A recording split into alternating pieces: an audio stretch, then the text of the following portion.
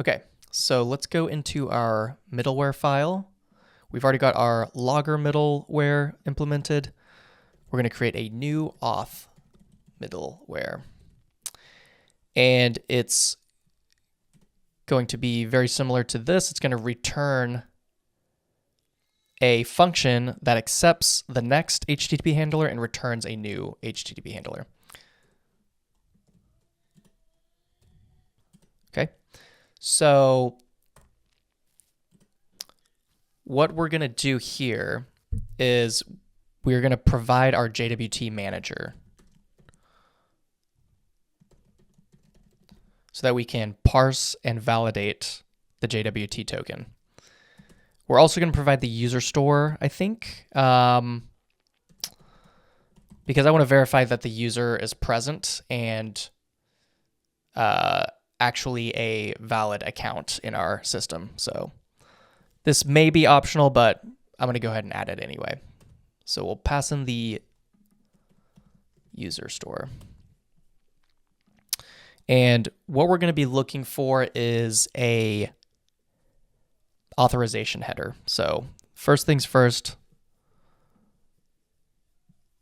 we're going to check the authorization header.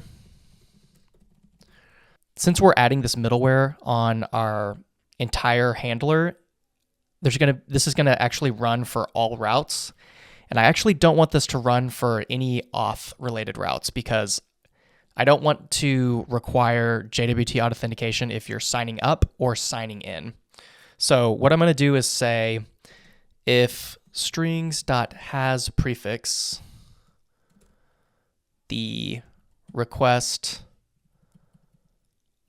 URL.path,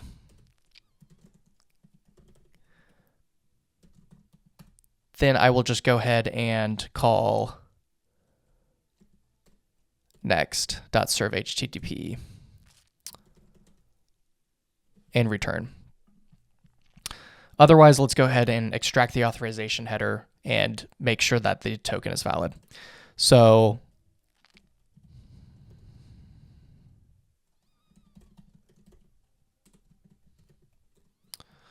we can get the authorization header. It's going to be a string. So let's say, and what we can do is split it because we want the format to be authorization bearer token. And this will be access token, or should be. So let's say if parts equal to strings.split the auth header on bearer.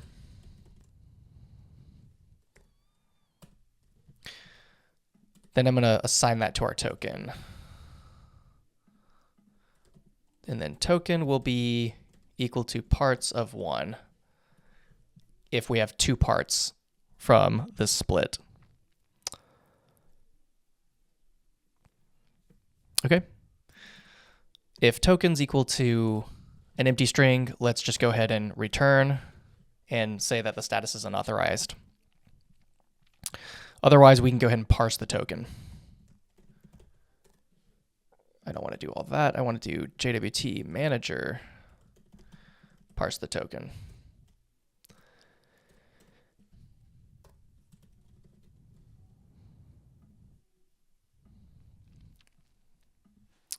Okay. In this scenario, I also want to go ahead and slog an error. Okay. So the next thing we want to do is verify that this is indeed an access token and that the user is not providing a refresh token, because the refresh token would still be valid technically after parsing it here and would still have the subject user ID. So we want to make sure that they're using the right token. So let's just check if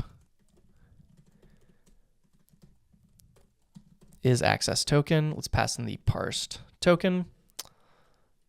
If it's not that, let's do status unauthorized, and we can actually just let the client know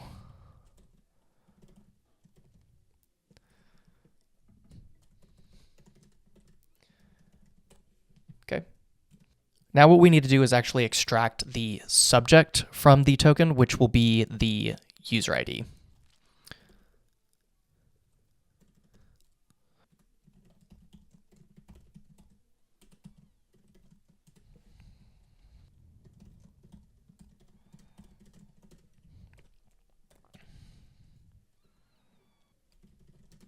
Okay, let's go ahead and slog as well, slog.error, failed to extract.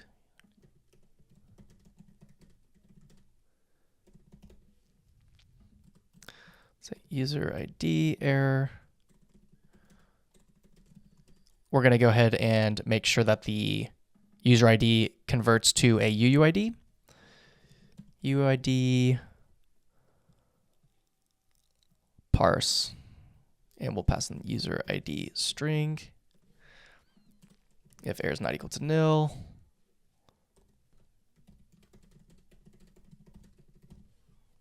Okay, let's do w.writeHeader, return.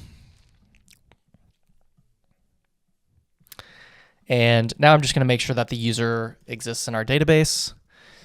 If you're concerned about making requests too frequently, like to your database, what you can do is implement some sort of caching mechanism. You could do this in memory. I have a video on that that's pretty interesting, I think, and I'll link that here as well. So I'm not worried about querying for the user on each request, so I'll go ahead and add that here.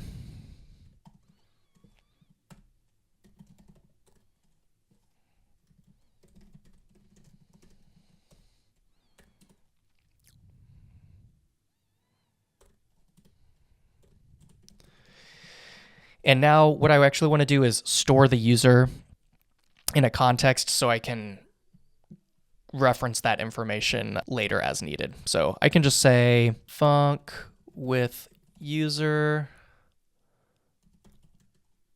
I will pass in the user context, the parent context.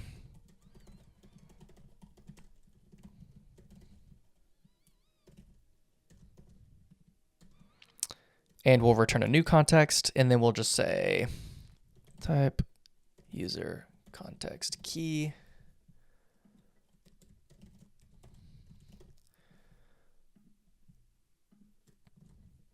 Okay.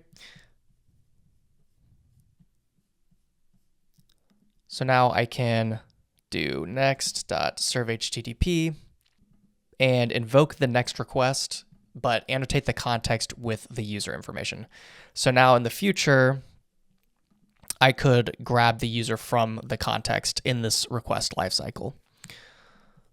Okay, so this looks pretty good, I think. It looks like we could probably test it soon, but one thing we need to do is register this middleware on our server. So let's go to our server. We've got our middleware here. Let's go ahead and do middleware is equal to new auth middleware. And it's got to take the JWT manager, so let's provide that. And it's got to provide the user store. So let's do s.store.user_store. Okay. So now the middleware has been updated to be wrapped with this auth middleware. And this ping endpoint should now not be accessible. So let's actually verify that. I'm suspecting that this token is probably expired, so we can generate a new one. But let's go ahead and do this. Let's restart the server. Let's just go ahead and try the ping endpoint. And I'll do -v to see what the status code is. 401 unauthorized. So there's no logging here for that, but that's fine. Unauthorized. Okay. So now let's go ahead and run the sign-in command again. And let's do the ping endpoint, but I'm going to provide the access token as a header. So let's do -h authorization bearer